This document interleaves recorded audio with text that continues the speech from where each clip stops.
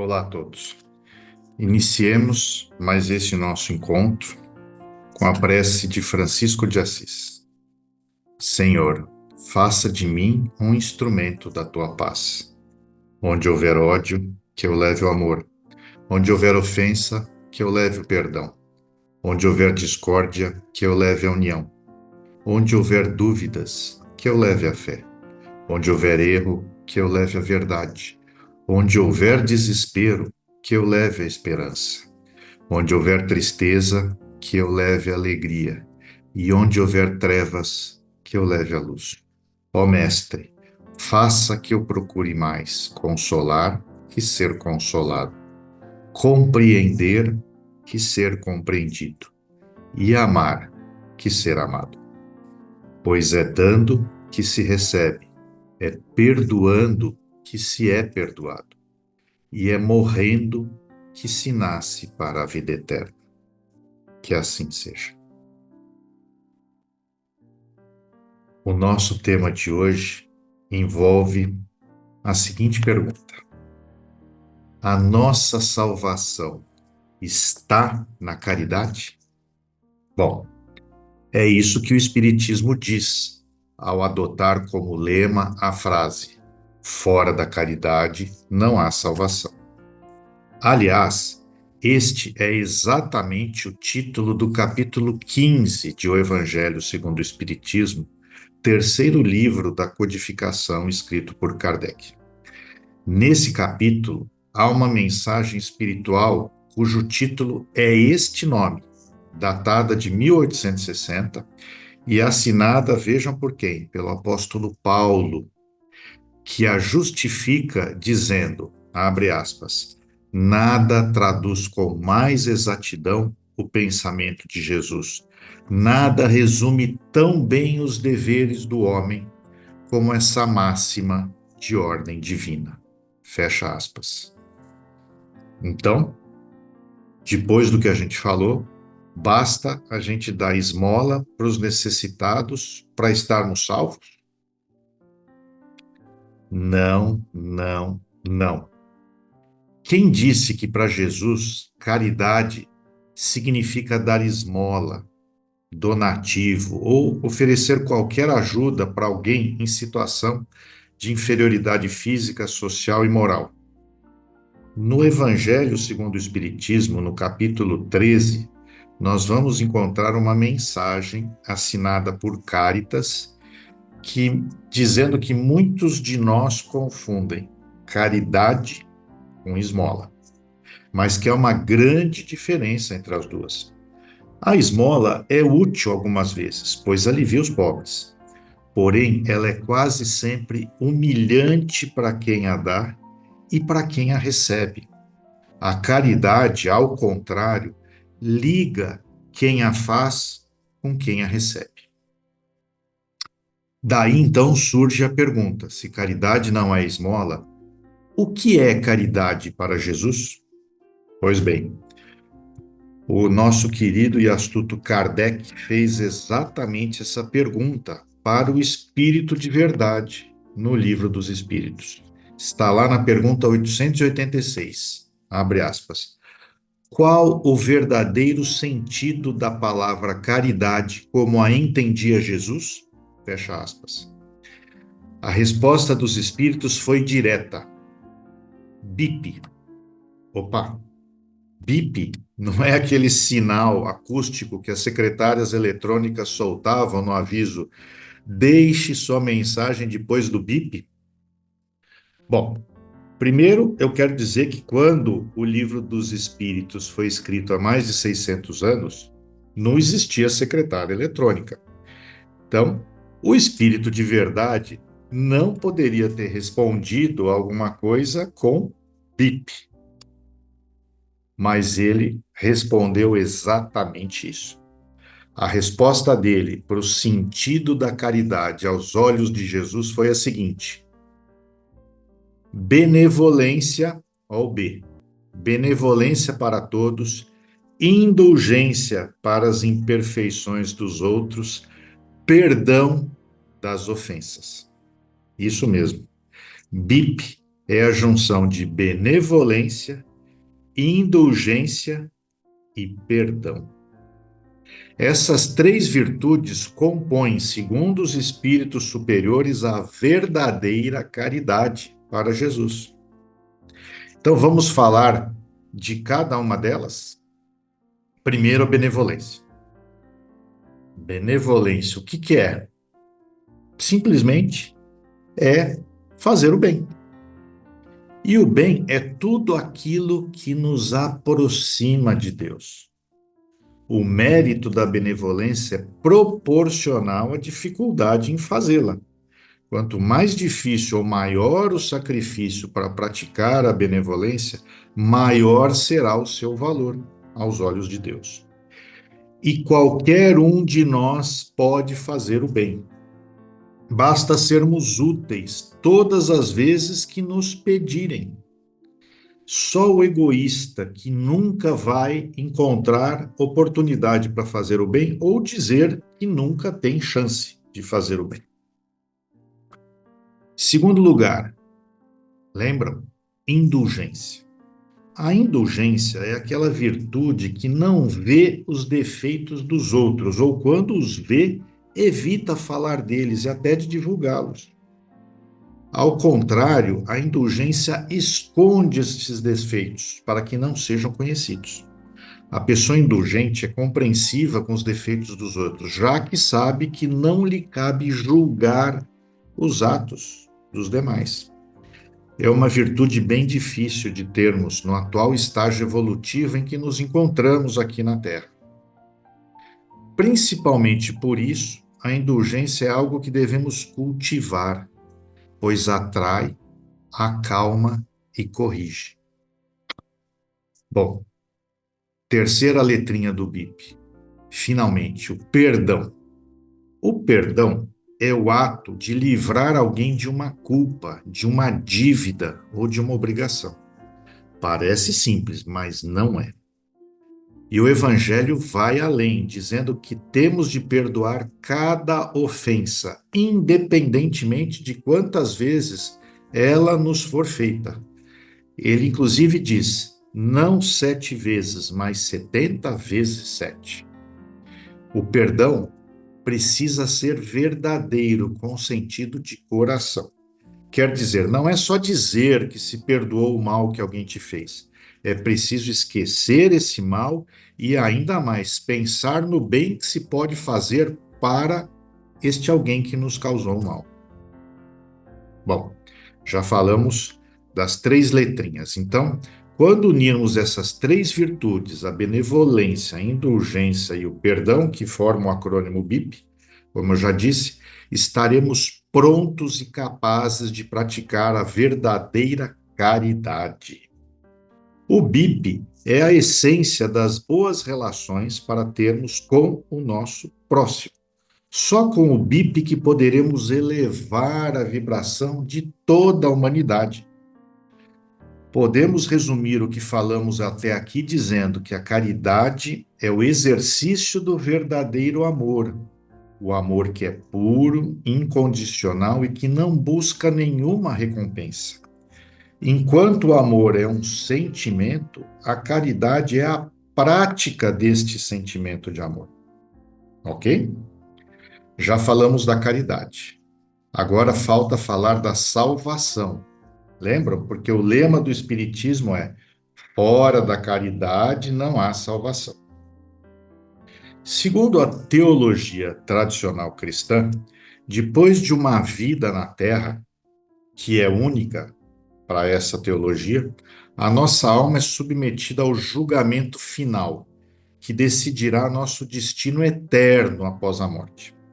Uma das alternativas é a da salvação, quer dizer, o ingresso no paraíso, para viver junto com Deus, com os anjos e os santos.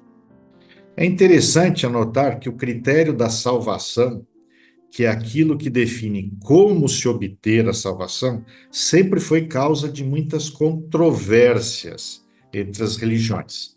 Mas não vamos falar dos critérios de salvação das outras religiões. No caso da doutrina espírita, as ideias de salvação, juízo final, paraíso, inferno, Satanás, etc., empregadas na Bíblia, são figuras de linguagem. As almas, que são os espíritos encarnados, passam por uma série de encarnações a fim de progredir e alcançar o último grau de perfeição, perfeição intelectual e moral. O que é impossível de acontecer, atingir esse último grau, com uma única encarnação, uma única vida. Logo, para o Espiritismo, ao invés de um julgamento definitivo depois de uma só vida, o espírito se submete constantemente à lei de causa e efeito, colhendo os frutos de suas boas obras e sofrendo as consequências de suas imperfeições. Então, a palavra salvação, no contexto espírita, tem o sentido de aperfeiçoamento ou evolução espiritual, até que possamos atingir a ordem dos espíritos puros. Aí sim, quando formos espíritos puros, que são aqueles que gozam de uma felicidade inalterável, porque nem estão sujeitos às necessidades nem às vicissitudes da vida material, estaremos realmente salvos.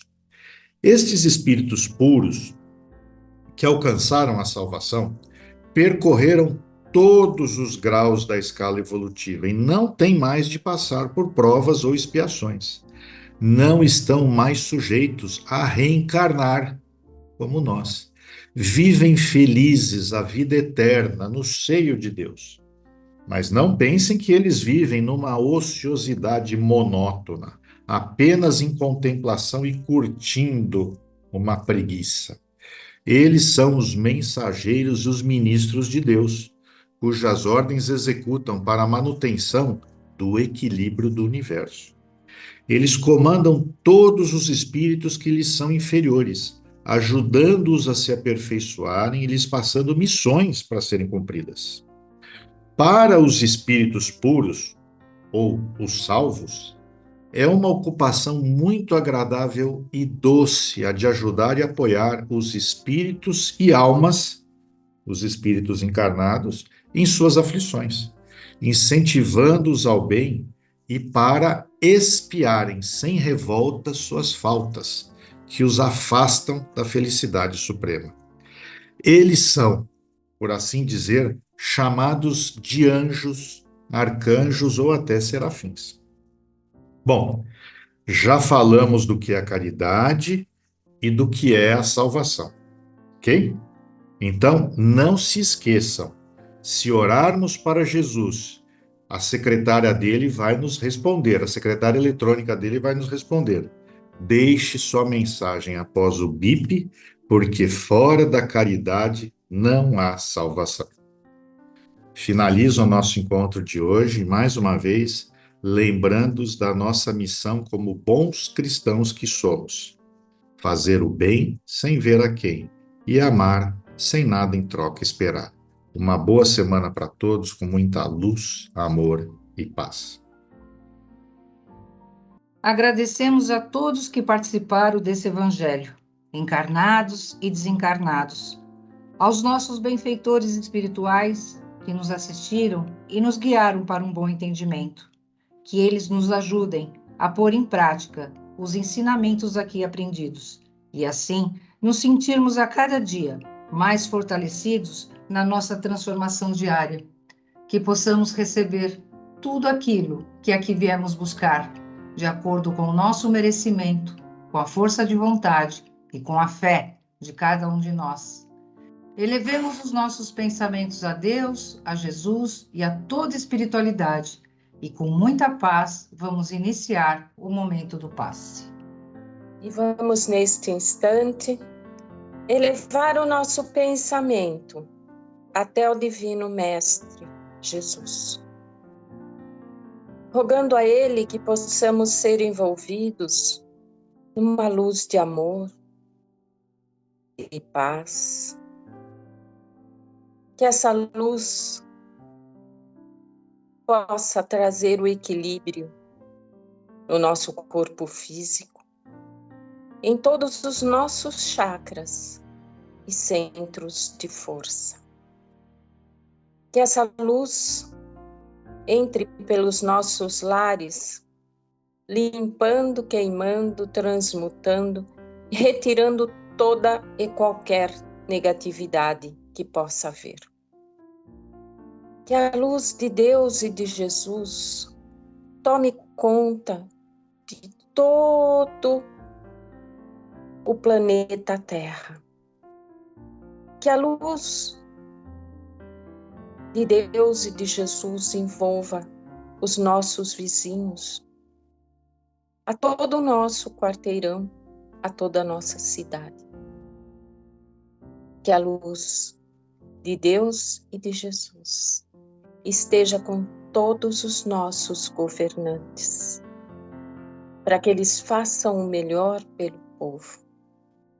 Que a luz de Deus e de Jesus possa, neste instante, ir a todos os orfanatos, clínicas de dependentes químicos, clínicas de repouso. Que a luz de Deus e de Jesus chegue aos lares onde esteja havendo conflitos e desavenças. Que a luz de Deus e de Jesus se faça presente em todos os lares daqueles que neste instante se encontram em desespero.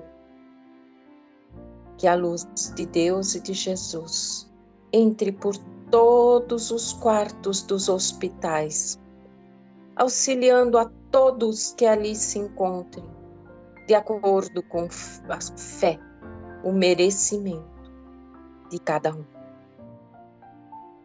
Que a luz de Deus e de Jesus possa estar conosco durante a nossa noite de sono e que possamos receber das equipes de Dr. Bezerra de Menezes a cura física, mental e espiritual. Que possamos receber também das equipes de Dr. Bezerra de Menezes a fluidificação de nossas águas.